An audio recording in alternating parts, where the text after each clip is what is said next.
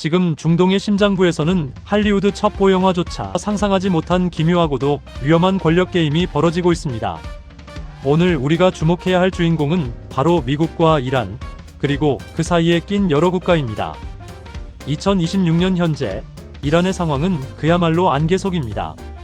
공식 발표에 따르면 최고 지도자 알리 하메네이의 아들인 모즈타바 하메네이가 차기 지도자로 선출되었다고 합니다.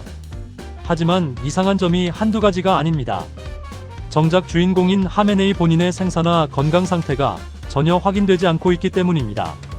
실제로 이란 거리에서는 그가 이미 세상을 떠났거나 혹은 의식불명 상태라는 소문이 파다합니다.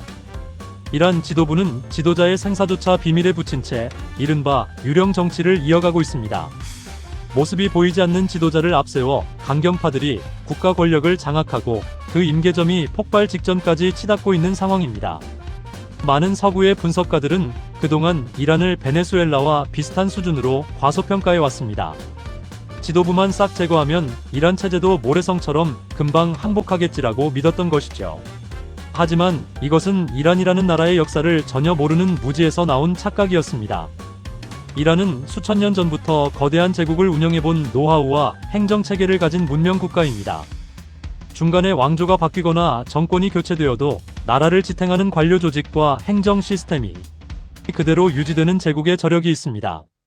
이란인들은 고전 문학인 샤나메를 읽으며 자신들의 뿌리를 확인하고 나라가 위기에 처할수록 더 강하게 결집합니다.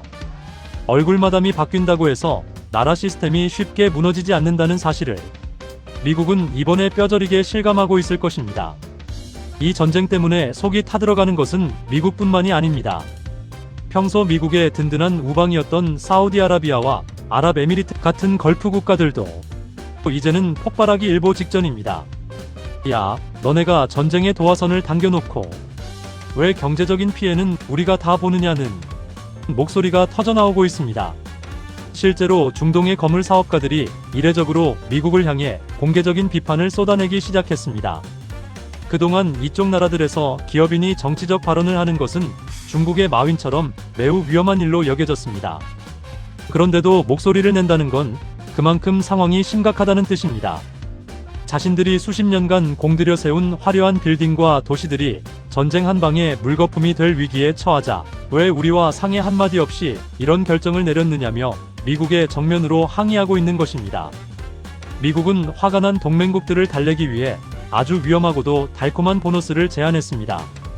이란과 아랍에미리트 사이에서 영토 분쟁 중인 아부 무사 섬 등을 무력으로 점령해 아랍에미리트에 넘겨주겠다는 계획입니다.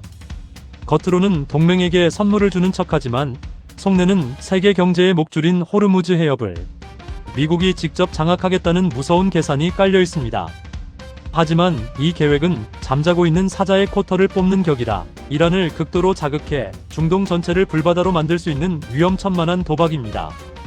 더욱 영화 같은 이야기도 테이블 위에 올라와 있습니다. 이름하여 키시 섬 프로젝트입니다.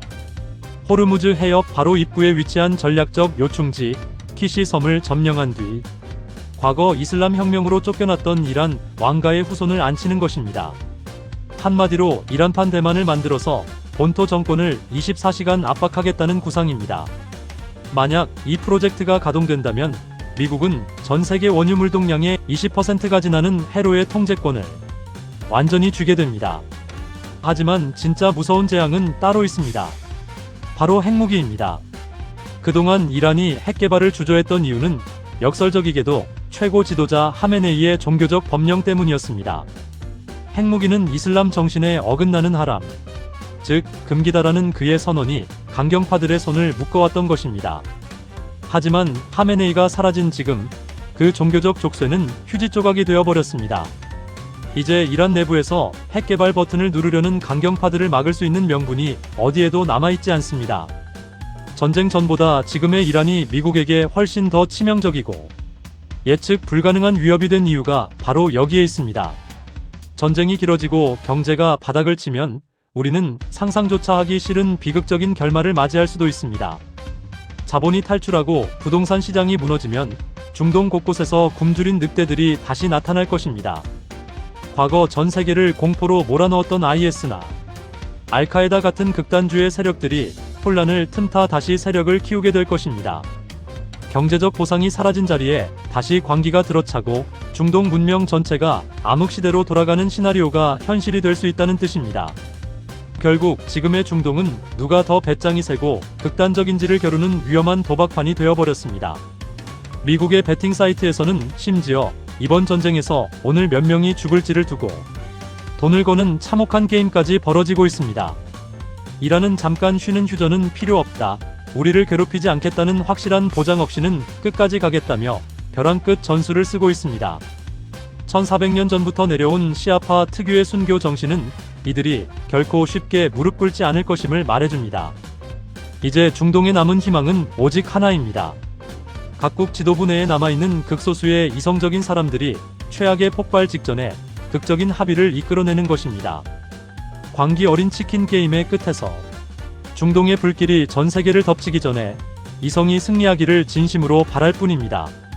오늘 저희가 분석한 이 복잡한 정세가 여러분의 인사이트에 도움이 되셨나요? 저희 미래연구소는 복잡하게 얽힌 국제 정세와 다가올 미래의 시나리오를 가장 쉽고 명확하게 분석해드리고 있습니다. 불확실한 미래를 내다보는 밝은 눈을 갖고 싶으시다면 지금 바로 구독과 좋아요, 알림 설정까지 꼭 부탁드립니다.